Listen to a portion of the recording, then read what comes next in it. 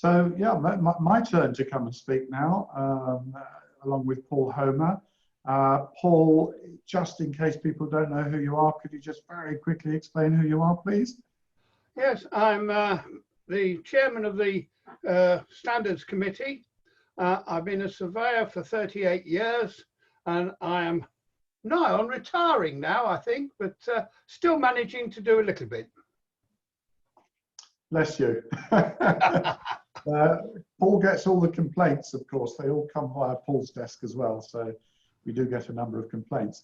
So I wanted to put this presentation together and approached Paul and said, how did you feel about it? And we put it together. So we're going to present 13, unlucky for some, 13 scenarios, and they are all examples of things that have happened. Many of you will have seen them, have been potentially compromised by these situations. And the reason for doing this is just to remind those who've been surveying for many years that, you know, it's very easy to fall foul, unwittingly sometimes. And for younger up-and-coming surveyors, we've got obviously some students online and so on as well.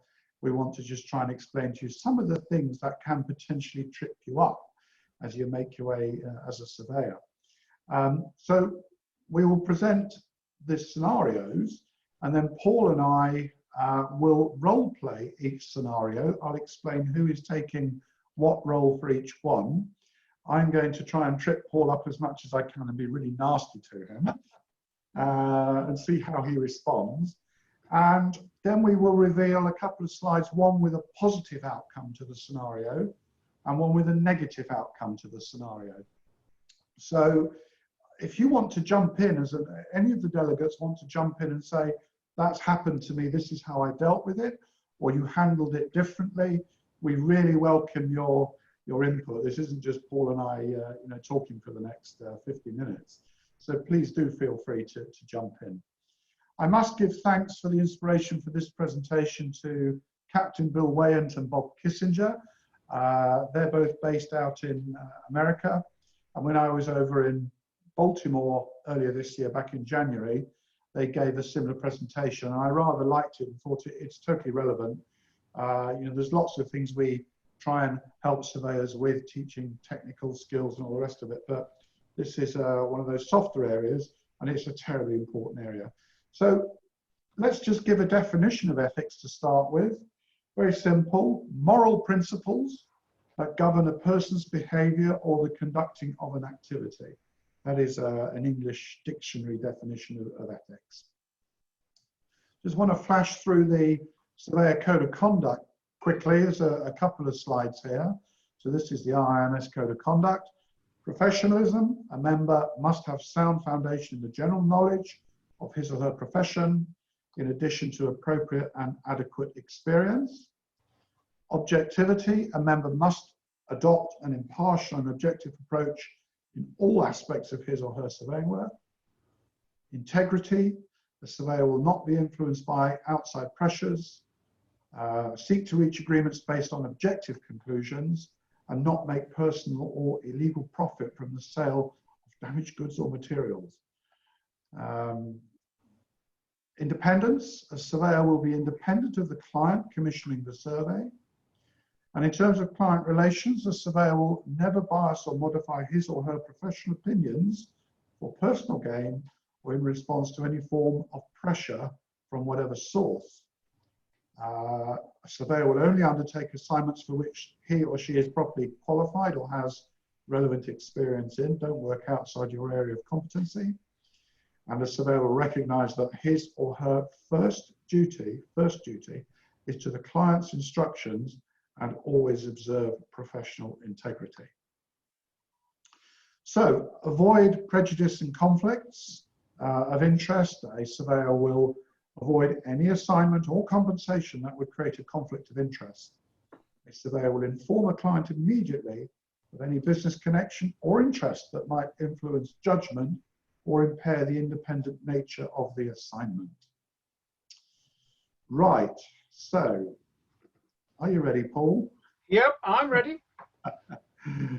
I have to say, Paul and I have not rehearsed this, so it could go anywhere. We've talked through the scenarios, but we haven't actually rehearsed the role play. So it could be, I hope, a bit of fun as well as trying to get across the serious point. So scenario 1, I'm going to play the role of the client. Paul is going to play the role of the surveyor. And the first scenario we present is a client calls you up, he thanks you for your survey and then asks if you can personally fix the recommendations you've made in your report. So I'm ringing Paul. Hello, Paul. This is Mike Schwarz. You might remember me. You did a survey on my 40-foot motorboat recently. Do you remember? Yes, good morning to you. Have you got a problem? Well, no, not really a problem, actually. I thought you were very fair in the recommendations you made. There doesn't seem to be anything too onerous in there, which was all good news. And I'm hoping that you can just fix those recommendations yourself and just put the boat good for me. No, I'm sorry, I can't do that myself. I'm a surveyor, not a repair yard. I suggest that you either take the boat to to the boatyard where you are and get them to quote, or go to a couple of others nearby and see what the quotes come out at. Yeah, but you've seen the boat, Paul. You know what the few issues are with it. Surely you can just make those good for me. I mean, what will it cost? 1,000 quid? 2,000 quid? How much do you want? I'm not even sure how much it's going to cost without going to a boatyard, because each boatyard is different. And of course, I am out of my area when I did that survey. Right. Okay. So I really can't persuade you just to. No, I'm sorry, you can't persuade me to do it. Go and get a quote from the boatyard. They should be able to help you quite easily with the report. Right. Okay, Paul. Okay. Thank you for your advice. Okay. So there's a little role play. Let's see what we think are the positives and the negatives. So, well, the positive is Paul obviously picked up immediately that it's against the code of conduct, which would prevent this from happening. Just a reminder that a surveyor absolutely cannot fix his or her own findings or recommendations that have been made in a report. And of course, there's some common sense here that dictates that anyone can say something needs to be repaired in a report and then profit by arranging the repairs. The negatives. Well, you might refer your client to a repair shop that you own or you have a silent interest in or a silent partnership in. Please don't. You personally take the responsibility for doing the repair and profit directly because, as you would have heard, I offered Paul a couple of £1,000 there for him to do the repairs. And then repair recommendations are added to the report that are not required. I mean, I would hate to think any surveyor would do that. Anybody want to comment on that scenario? And Paul, do you want to comment at all?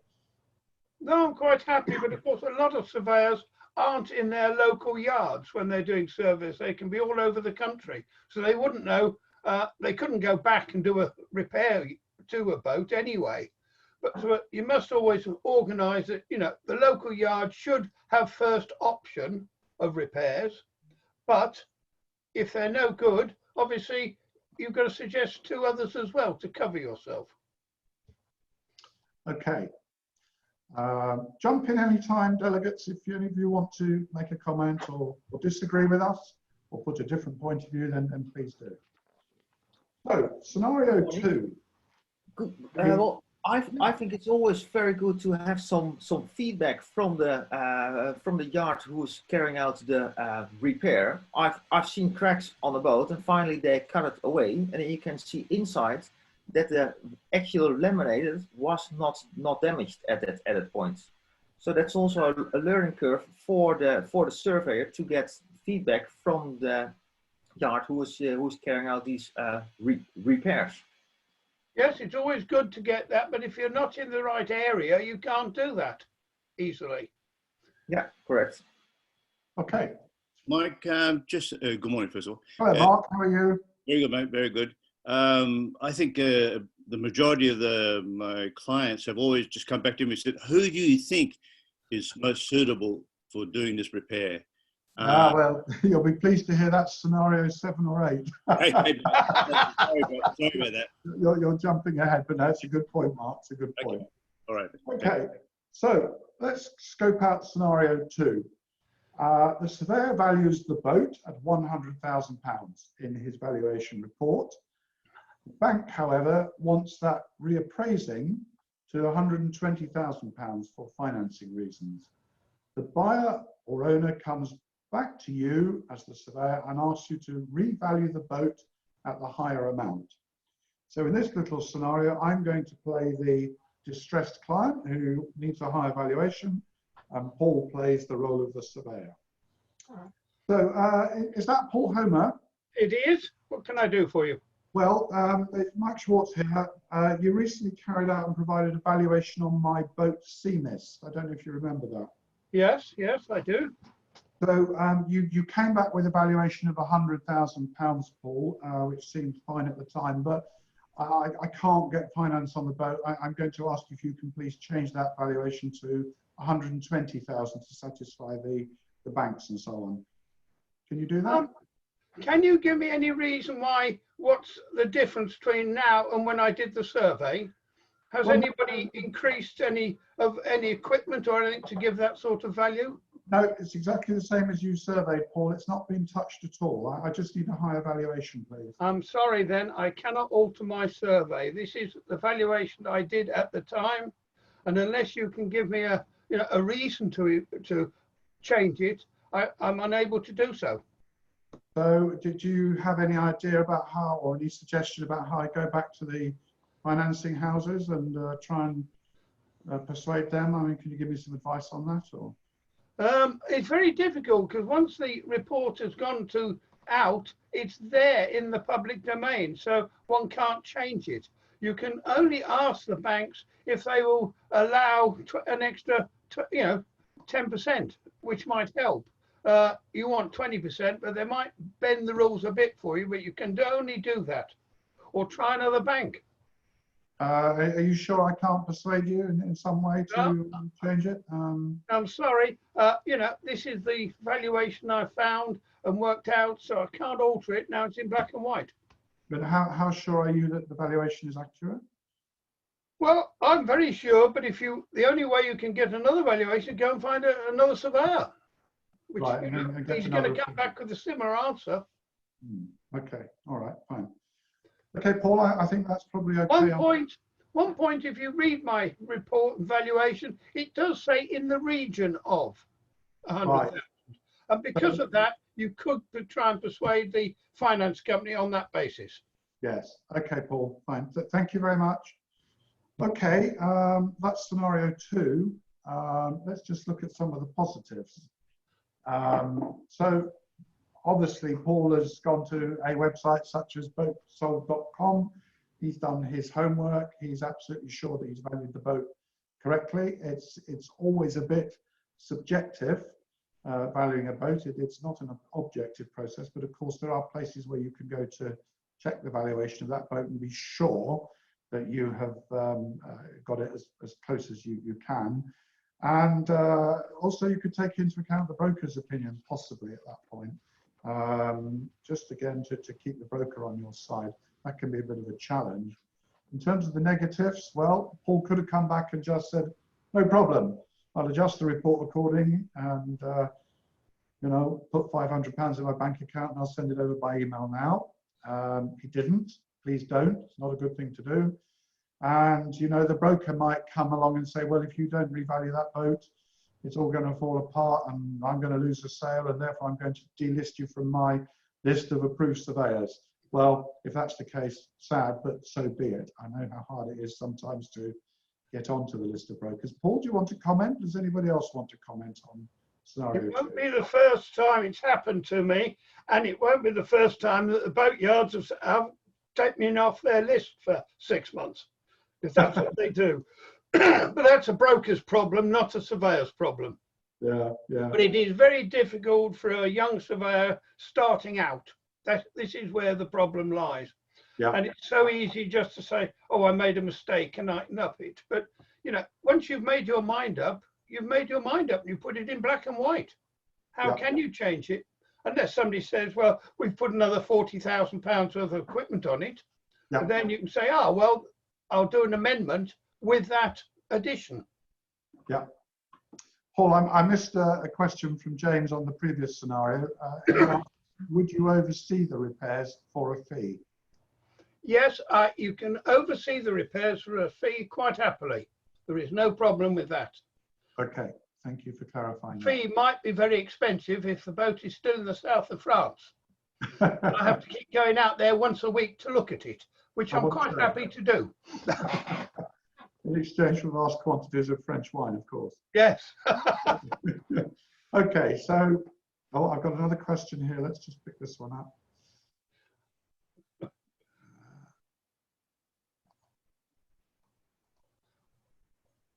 James says he's expensive. Yes, so am I. Okay, so moving on, let's go to scenario 3. So, client comes back and says, why are there so many recommendations and findings in your report? Can you not eliminate a few of them so I can get my financing through or my insurance through? Yeah, okay, good question. So in this scenario, I'm going to play the role of the client, and Paul is going to play the role of the surveyor again. And it goes something like this.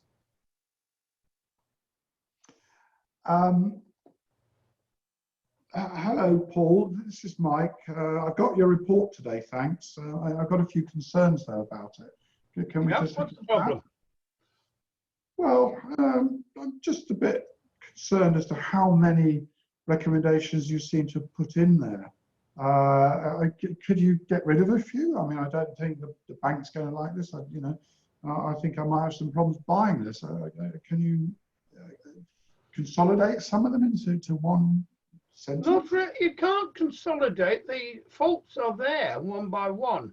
I have noted by the side of a lot of them, this is superficial cosmetic damage, which the banks or finance companies aren't going to worry about. You know, Right. it's the main faults that you will find at the end of the report in conclusions, which will state the main 5 or 6 items which I am concerned about because they will cost you money. And that is how I've listed it, so you can look at it with that in light, so you know what extra you're going to have to pay. I mean, you know, as you know, Paul, I don't own a boat currently, and this is all very new to me, so I'm very inexperienced in these areas. But it just strikes me, if somebody sent me that report, I wouldn't touch the boat really, because well, I did send you the report to tell you what is wrong with the boat, and that is the whole point of doing the survey. But I think if you pass it to say a finance company or insurance company, they will not worry too much about it because they can see the main problems. Okay, I think that's probably role play 3. Yeah. Let's have a look at what we said here. So positives or negatives, they're lumped together here. The surveyor goes back and says, yes, I can. But whilst you're here at the boat, because the client's present, let me point out the minor findings, so I do not need to include them in my final written report. Positive or negative? Surely a negative. Anybody want to dispute that? If you do that, you're leaving yourself wide open for somebody to sue you later. Yeah, I agree. It's in the report. That's the most important part of your job, is to make sure you list everything. So surveyor comes back and says, yes, I can, by consolidating similar findings to make it look as if there are less findings overall. Again, I would think that's negative, Paul. Yep, very. No. And point 3, you could simply refuse to amend your report, which is the positive outcome. It is, but you might have to do it in a diplomatic way to the client, not to upset him by being too abrupt. Okay, understand. I'm just going to pick up another, I'm not sure if this is a question, let's just have a look. Right, so question, when valuing a boat, what range would you put on the valuation? Well, depending on the size of the craft and the age of the craft, because if you're playing with a £20,000 boat, you're not playing, you're playing with a couple of £1,000 maximum. When you're playing with a 200, 300,000 pound boat, you can be playing with up to 10%. And if it's a one-off, you've even got a bigger problem, because there is nobody that can argue with you constructively, because it's a one-off. But you do have to be more careful with the one-off, because somebody will come back at you if they don't like it. Yeah. And it's very difficult to prove your figures. Yeah.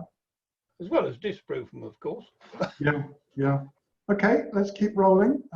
Scenario 4. The insurance company wants the surveyor to go back to inspect the vessel to ensure your essential recommendations have been carried out satisfactorily. The vessel owner approaches the original surveyor. Let me just admit Oliver into the room. Okay, so I'm going to play the role of the client again, and surprise, surprise, Paul's going to play the role of the surveyor. So hello, Paul. This is Mike here. You surveyed my boat Black Pearl a while back. You made quite a lot of recommendations, which I've had fixed now. They've all been done. But the insurer has been in touch and has asked me for an updated kind of report to confirm that it's all happened. Is that sort of normal? Oh, yes, that's quite normal for them to do that. So, okay. I mean, I don't really want to, incur too much cost with all of this.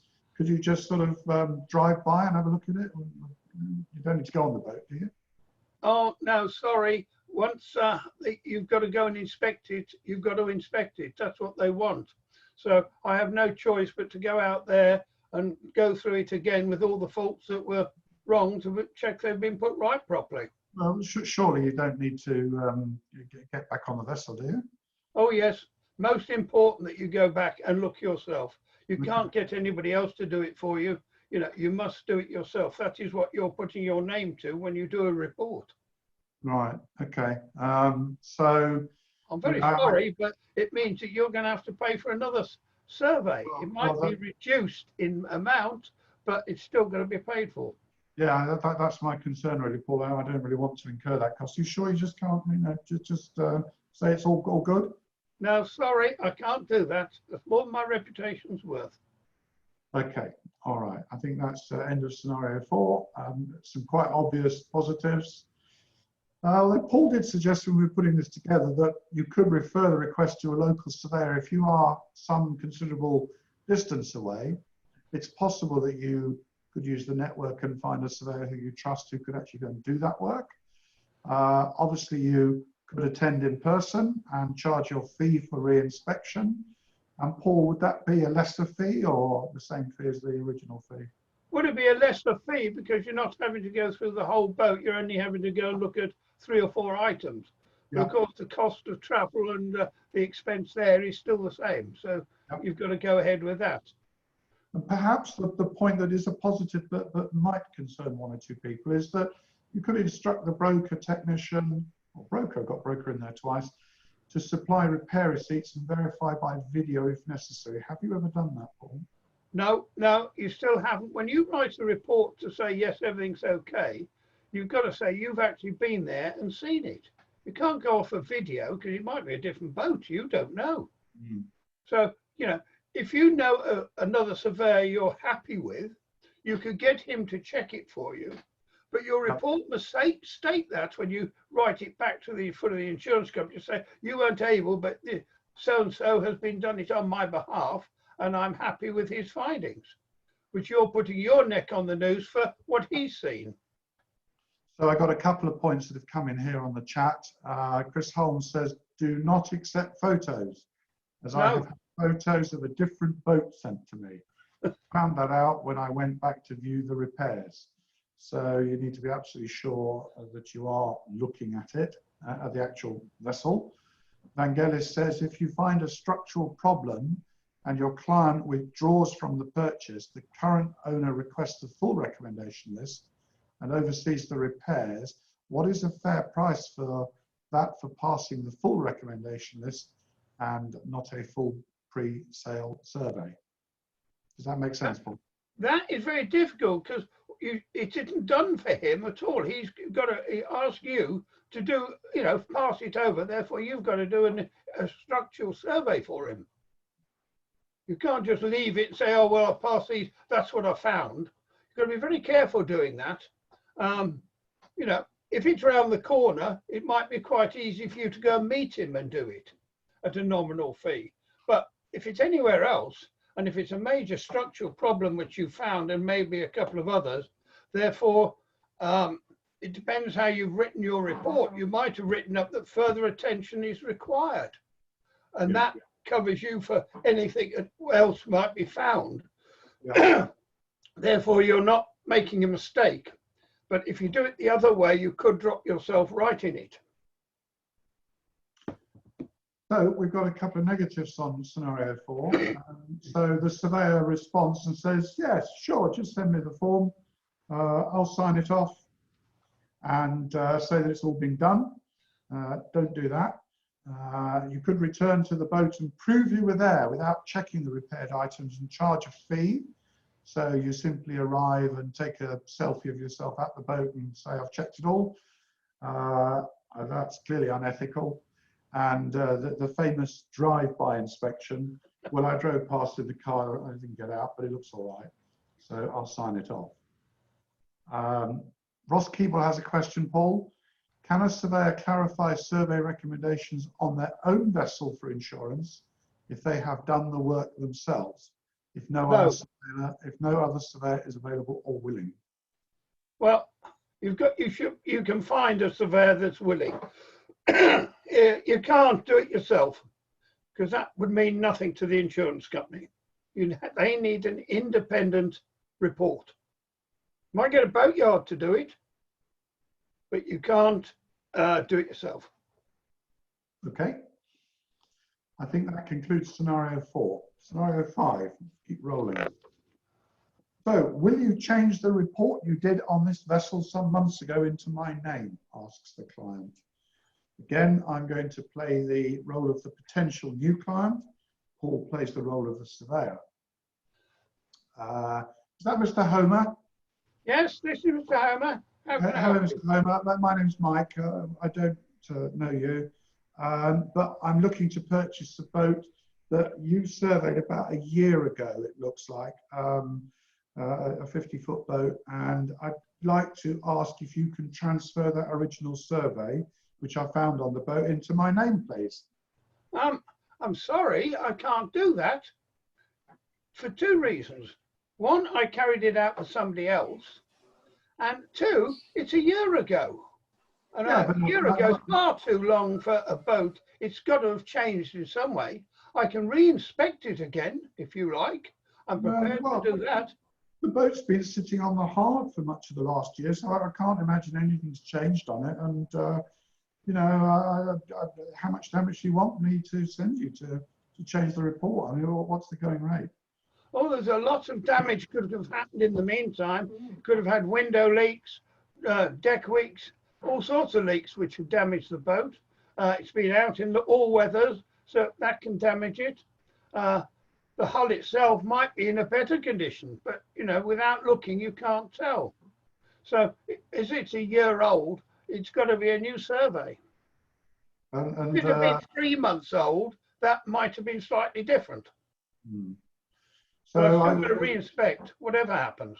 So there's nothing I can do to coerce you, just simply to change that and send me a new report electronically? Oh, no, no way at all. I've made that report at that time and it doesn't apply a year later. Right, okay. So I'm going to have a full survey done? Yes. Right, okay. All right, I think that concludes scenario 5. Quite short and succinct. I have one comment to make extra to that one. Oh, give you a positive first. Okay. The report is the buyer's property originally.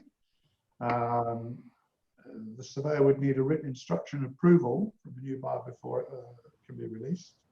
Once permission is granted, the surveyor should re-attend the vessel to see what, if anything, has changed over the period before reassigning. Paul was very clear in that.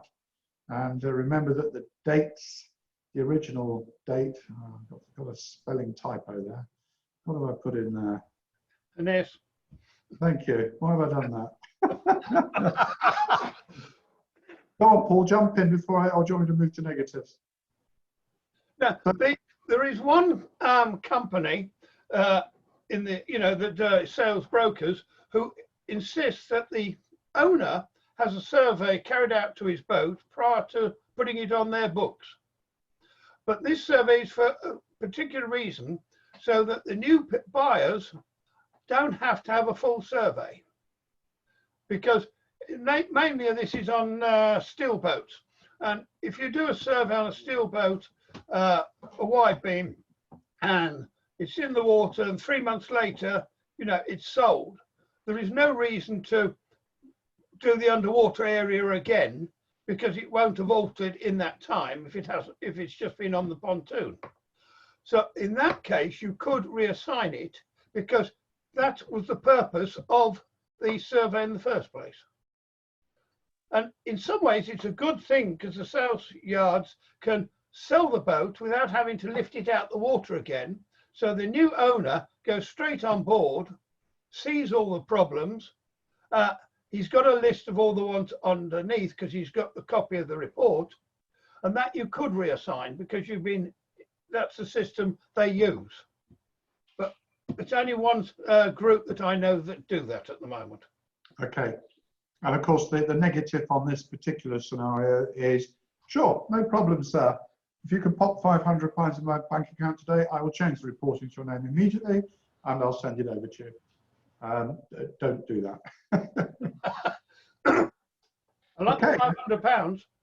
£500. Any comments from anybody? We'll keep rolling otherwise.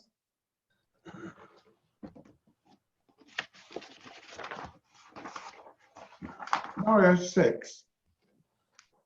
So the broker or private seller offers you a financial inducement to overlook certain items so that the sale will proceed without a hitch.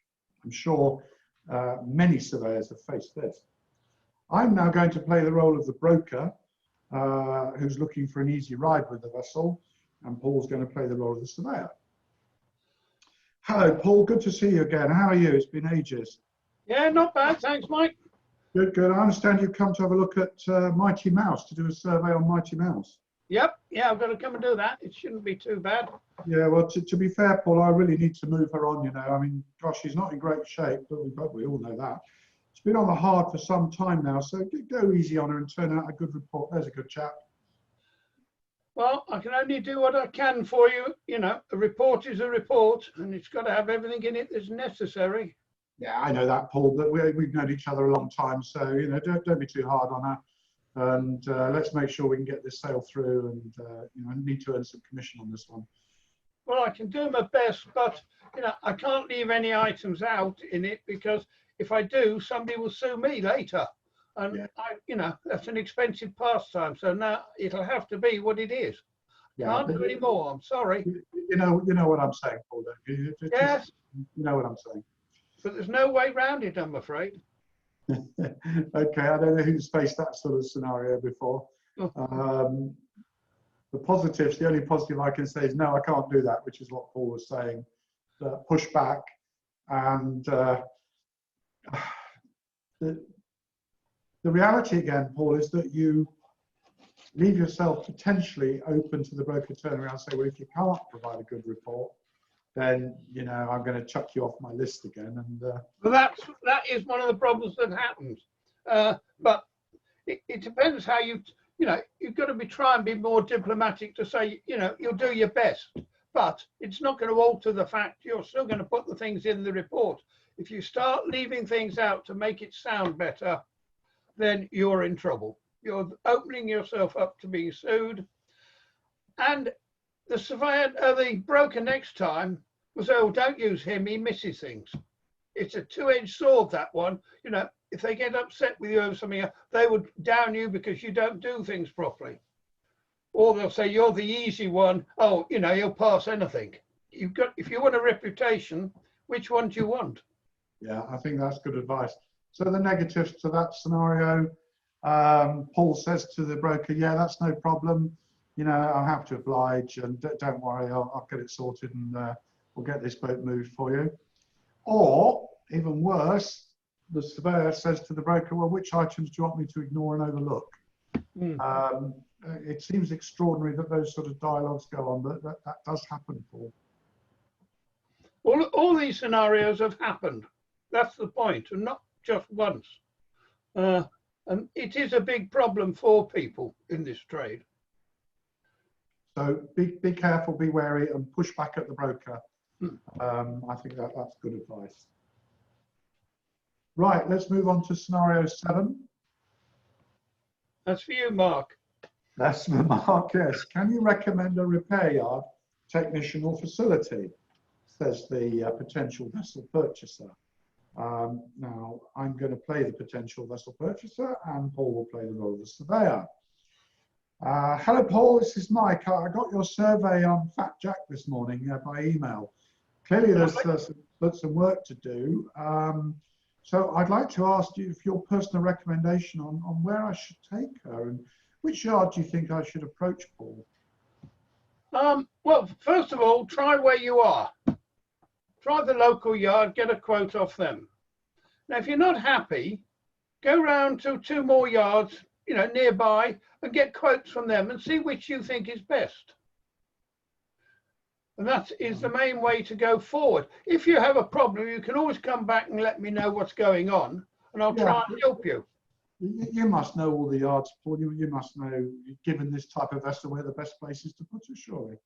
No, I don't know all the yards, and I only go in them to do surveys. I don't go in them to know how they repair boats or anything else.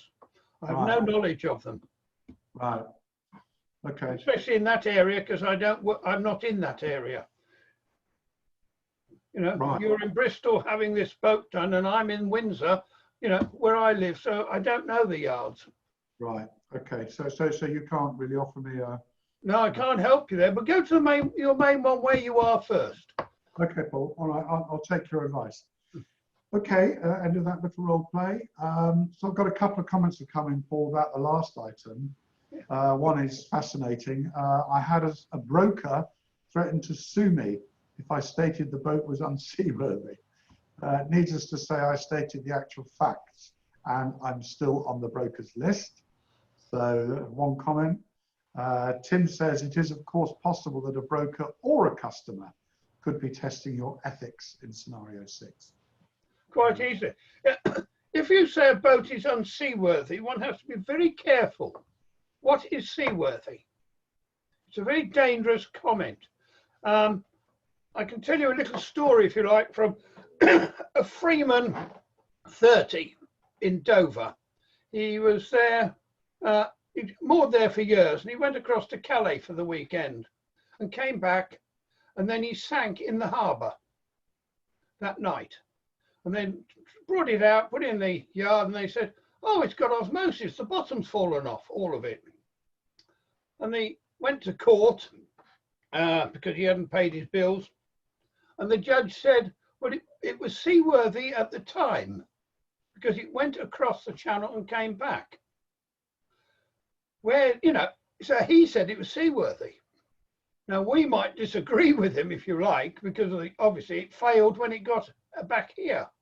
But why did it fail? Because it hit something on the way, because it wouldn't fall apart from just osmosis. So it is a very difficult word, seaworthy. Yeah. If it's leaking positively, yeah, you can say it's unseaworthy, but not otherwise. Okay. Let's just look at scenario 7, the positives then. Paul was trying to sort of say there are several yards that I could call or speak to about the items in the report needing to be repaired, and wasn't letting himself get tied to one yard.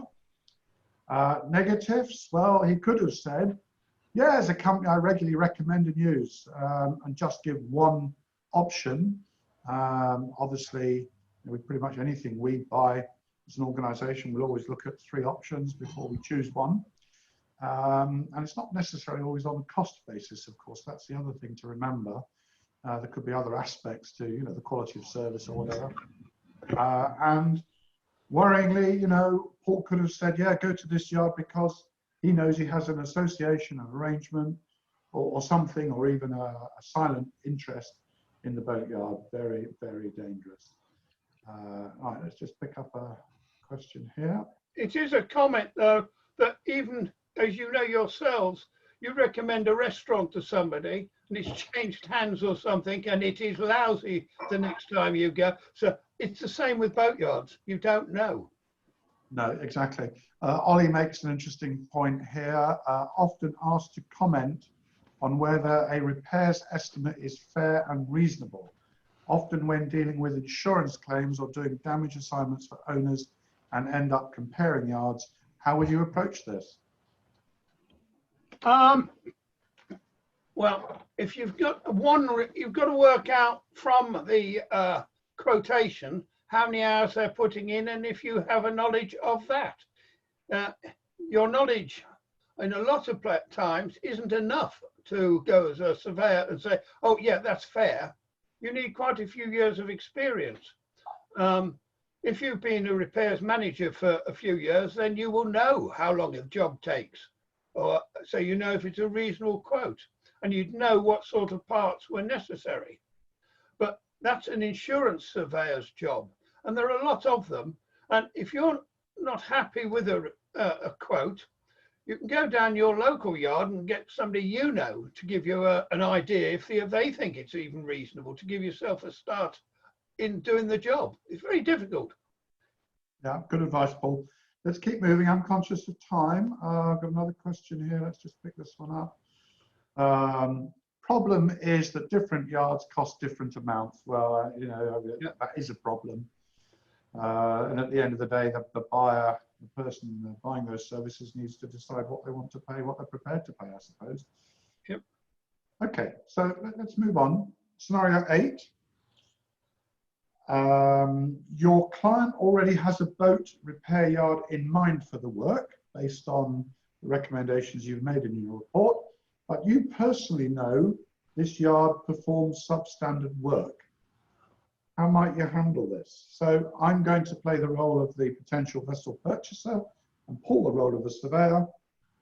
Hello, Paul, it's Mike here. I'm looking at purchasing Bright Skies, and I've now decided that, you know, I've got the report, obviously, and I know what's got to be done. I'm going to go and use old Fred's boatyard to make the repairs that you've recommended. My mate says he knows them. He reckons they're really okay, that they're really good. What do you think? I'm not sure. I don't know that boatyard fully. I would suggest you get 3 quotes, whatever you do, and then go and work out which you think is the best.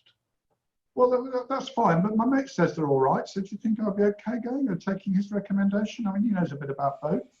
Well, I never take anybody's recommendations without 3 quotes, because that's when you've got an idea of what it should be. Even if you take the middle one, it doesn't matter, but at least get 3 so you know where you are.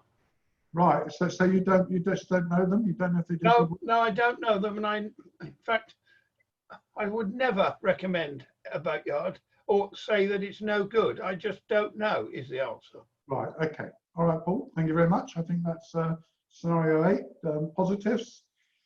So Paul acknowledged that in this case you didn't know the boatyard, but suggested that you shop around, or the client shops around. Make sure you're getting a competitive quote for your work, and ask for references. You know, I'm sure before anybody signs up and takes work to a yard, ask for references, understand if they've done something similar to that type of boat before. The negatives, well, Paul could have just said, that's great, I don't know the yard, but if your mate says it's okay, brilliant. Paul could have said, let me recommend a friend of mine, he's really good and he's very cheap, and you know, take your boat down there, he'll do a fantastic job. And of course, Paul could have said, I'd be happy to take care of the recommendations and do the repairs myself, because I know all the faults and it will be fine. Anybody want to comment on that? Paul, do you want to say anything on that? No, I think that's a straightforward one. Keep out of it. Keep away from it. And Jason's popped up to say the yard is only as good as its last job. And I entirely agree with that. Okay, so let's move on.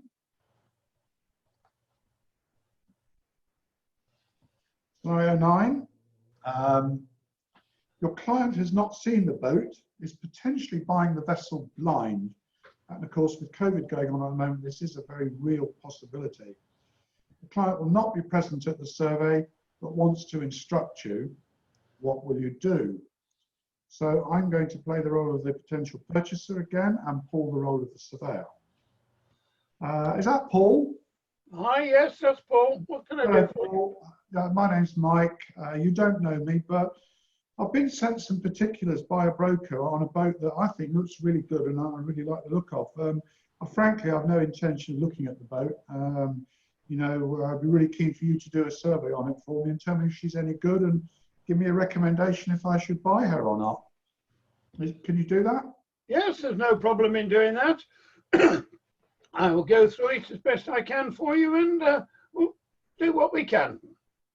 Right, okay. So you're happy that I'm not there and you're happy Yes. I don't do the boat? No, I'm happy you're not there. It's not a problem.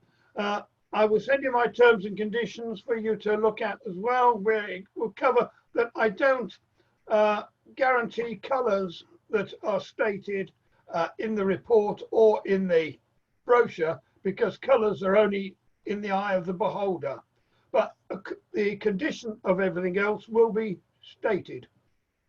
Okay, Paul, that's great, thank you. Now, there's an interesting point I want to pick up in that scenario because I know a surveyor currently who's got a problem with colours.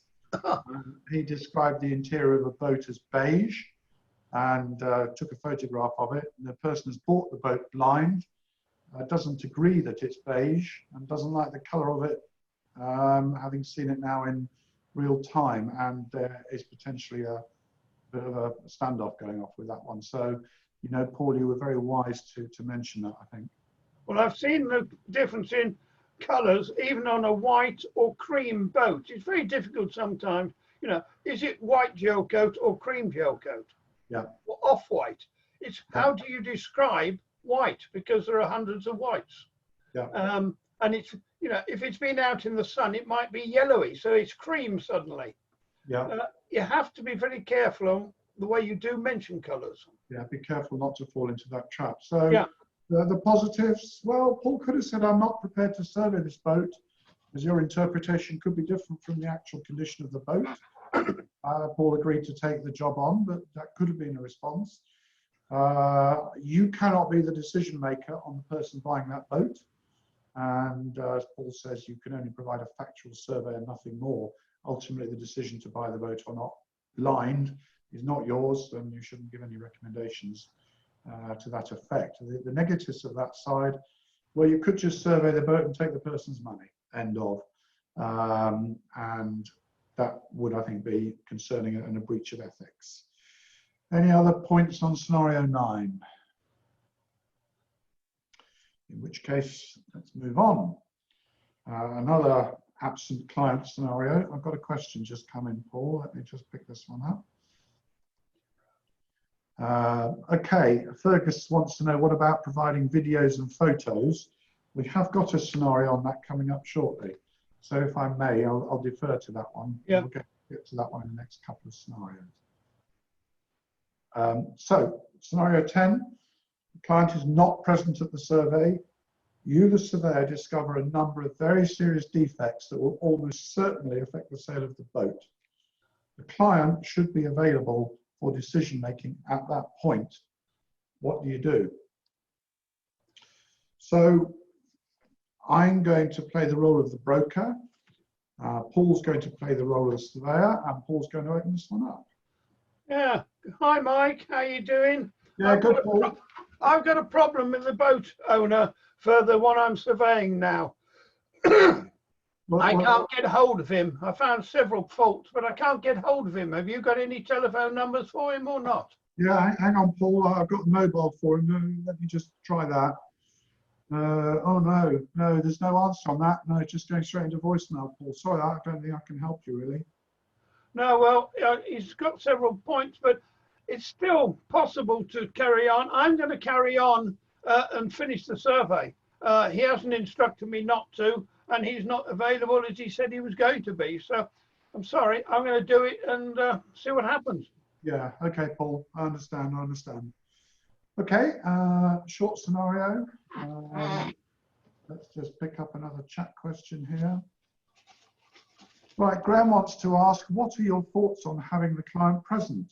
Are they better meeting once the survey is complete to avoid loose comments and distractions? Always.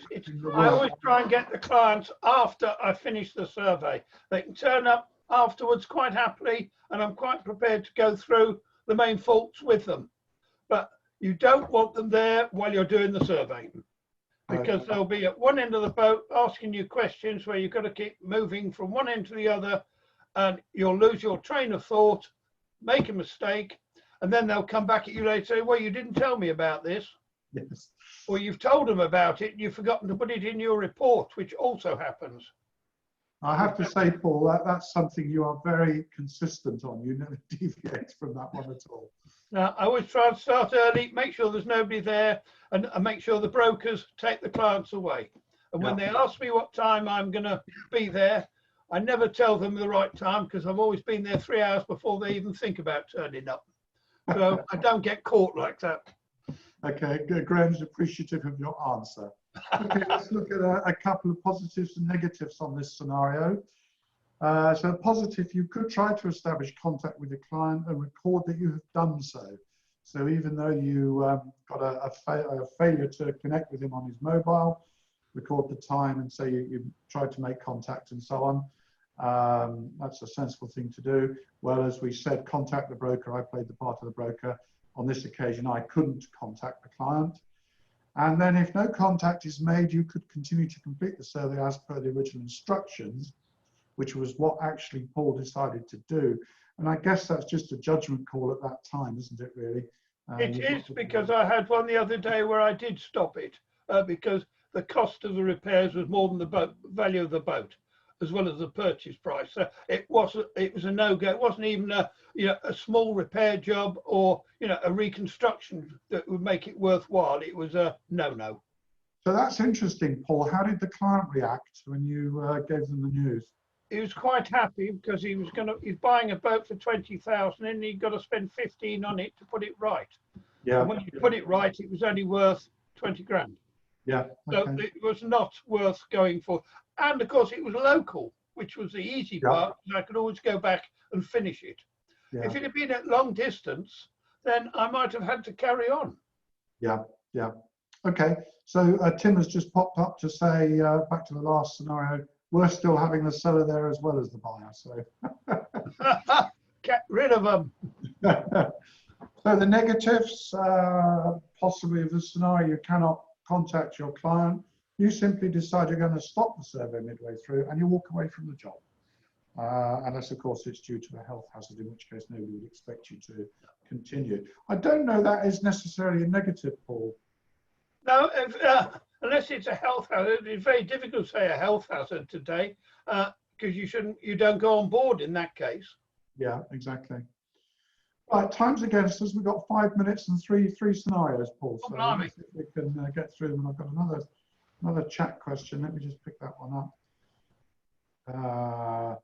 Yeah, Elliot just wanted to say, absolutely nightmare being distracted by the client. Yeah, we know all about that. Okay, so scenario 11. You are keen to establish yourself with a local broker. Let's say you're new into the area or you're a newer surveyor and you're desperate to get onto his or her approved list of surveyors. The broker asks you for some sort of inducement. What do you do? How do you handle this? So in this scenario, I'm going to play the role of the broker and Paul is going to play the role of the keen, upcoming young surveyor. Can you remember those days, Paul? Off you go. Good morning, Mike. How are you? Yeah, hi, Paul. Yeah, how are you? Good to see you. Yeah, and you. I've known you for a long time, but I can't work out why I'm not on your list of surveyors. Have I done anything wrong? Well, no, not really, Paul, I don't think, no. No, I can't honestly say that there's been an issue. I don't know. I mean, you need to pay a fee to get to be on my list, of course, you know that. I charge a member fee. Oh, I didn't know that. How much do you charge? It's only 300 quid, but, it's a few quid. That's a bit steep, that is. Well, a few quid in my back pocket. I'll make it worth my while, Paul, Well, can we do it for 100? Well, let's split you in the middle. Meet you in the middle. Maybe 150. Okay, I'll do a one-off. That's all right. I'll tell you what you can do for me, Paul. Right? This is a really practical thing. You're a member of Winchelsea Golf Club, I see, aren't you? Yes. Yeah, I've been desperate to get in there for ages as a member, but I've never really kind of got there. So if you could perhaps, just see your way to helping me with that, my proposal and so on, and giving me a kind of a, good report, that would be really helpful. And then if you do that, I'm more than happy to put you on my books. That's a bit difficult, that is. Really? Yeah, it's very difficult, that one, because that could be construed as bribery. So I can't drop myself into that one. I can pay a one-off fee, though. That's one thing. Yeah, okay. Well, yeah, I won't tell anybody, Paul, that you put me up for membership. Nobody will know. No. It's my ethics won't allow that one at all. Right. Okay. All right. Okay. Well, 150 quid it is then, Paul. Okay, I'll pay. Fine. Okay. Thanks very much. That's a slightly weird one. So, okay, scenario 11 positive. You flatly decline his or her approaches. And as Paul did, he tried to suggest that I was trying to bribe. You maintain your own silence about what has happened. I think that's quite important. You certainly don't want to go blabbing to everybody about the dialogue you've had. And in this case, the rules of the broker are that you must pay a fee for some notional, to be a member of that particular yard. And Paul, I know this has happened to you historically some years ago. Yes, it did. It happened to me when I first started many years ago, and it was the owner of the yard who only has his, favourite surveyors who paid him to join. And I didn't find that out to start with, but when I did, I paid up under quite a bit of objections. But anyway, I paid up. But it was the best thing I ever did, because I met two very good brokers who've moved around the country over the years and have kept me on their list wherever they go. So I've now increased my area of surveying. And that was very useful for when I was starting in this world. Negatives. So you agree to pay the broker for being added to his list. That could be construed if it was not wrapped up as a membership. And I'm not sure that would happen these days like it used to. I need to be very, very careful with that. And as if you were to agree, or if the surveyor was to agree to endorse his or her membership application, I think that is troublesome. I'm not even sure these days about taking in a bag of donuts for the broker and his staff. I think you're probably all right up to 25 quid. But the old days, I was involved in grocery selling years ago, and we'd take all sorts of bribes around for buyers. That's what they frankly were. I don't think that washes anymore.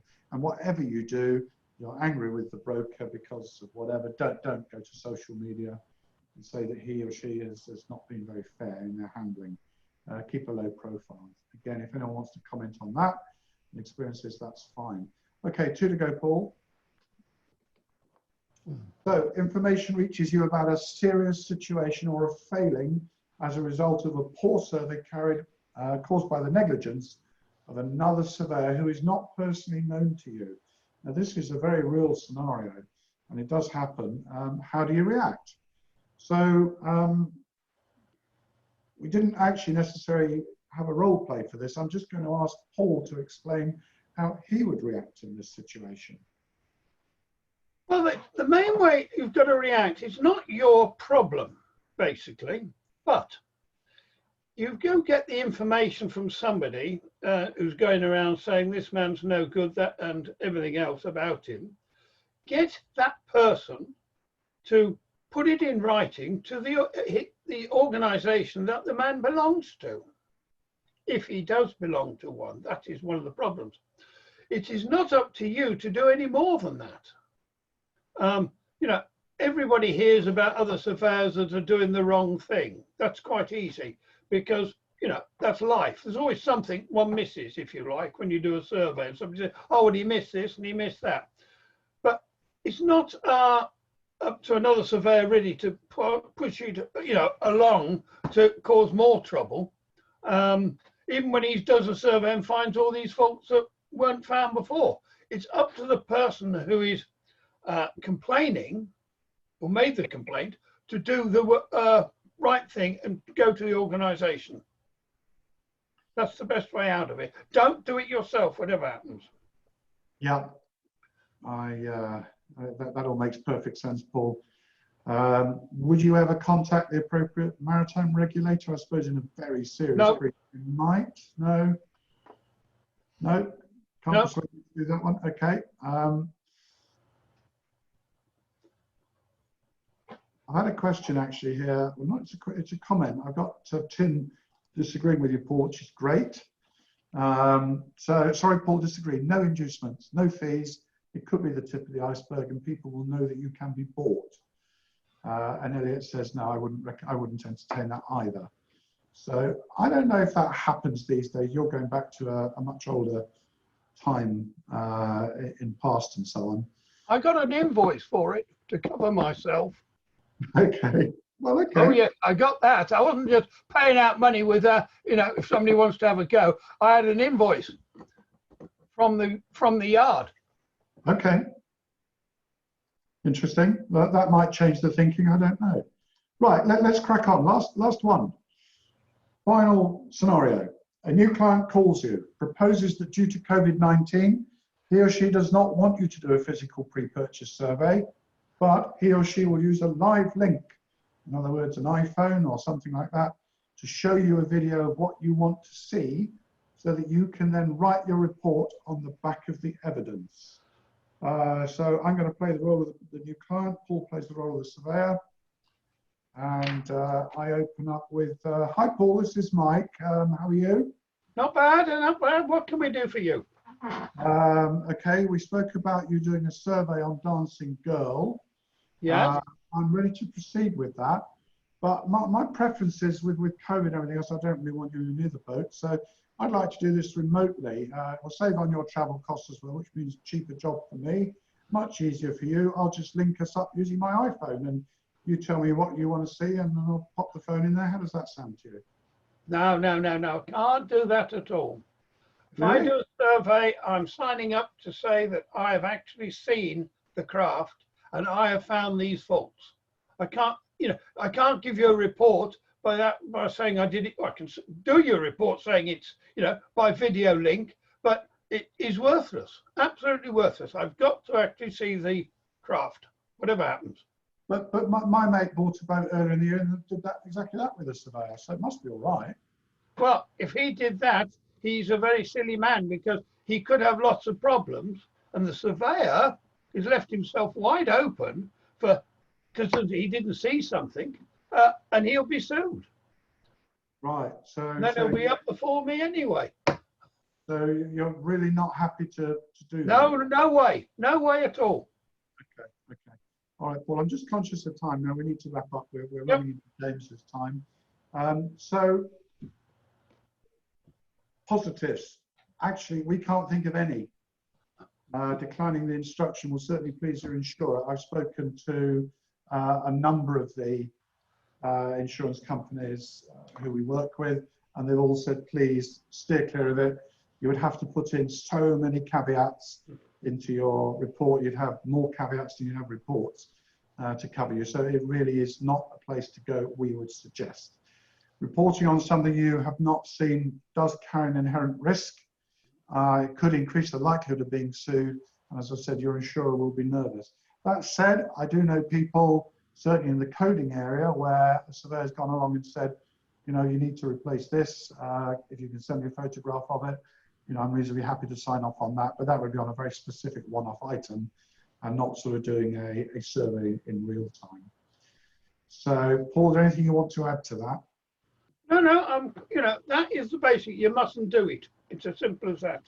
Because the photographs or the boat might not be the same boat. You don't know. Well, that's a very real point, isn't it? Yeah. You know, you go along and do a Princess 32 and it might be a different Princess 32 or even a super yacht. It might be a different model or might be different from what you're really looking at. Yeah. So no, don't. Paul, thank you very much indeed.